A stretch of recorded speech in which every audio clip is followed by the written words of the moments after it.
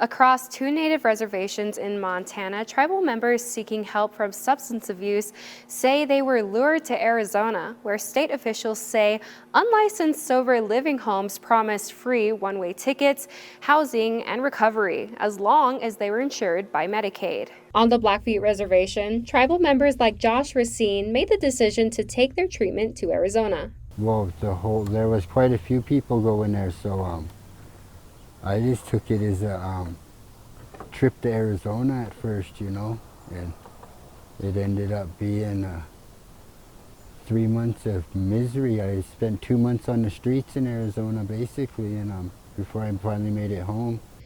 Josh says he had been moved to several sober living houses during his stay in Arizona before eventually being kicked out. Through the efforts of his family, Josh was eventually found and brought home.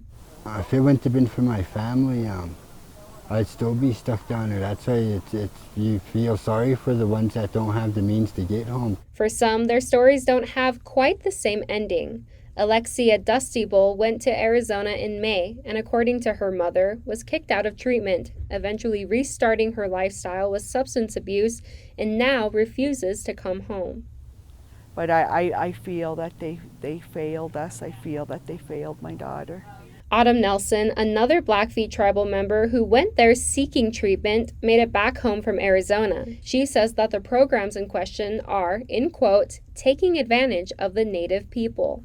I do believe there's people out there fraudulent that aren't looking at us as as Native Americans, as human beings, but as a profit for money in their pocket. I reached out to Sunrise Native Recovery, one of the treatment programs accused of fraudulent behavior, and they tell us that no fraud has been committed and accusations towards their organization are false. They are working to get former patients from Montana that were successful in their treatment plans in touch with me. If I hear from them, I will update the story, but for now, many Blackfeet community members believe that more local treatment options should be available to prevent situations like this from happening in the future. I want our leaders to listen to us. Quit sending our people there. Let's find something here. Let's get something going here. As Native American people, we are very special. We have that history, we have that resiliency that we can overcome anything. In Browning, Pita Sapuaki, Brianna Juneau, MTN News.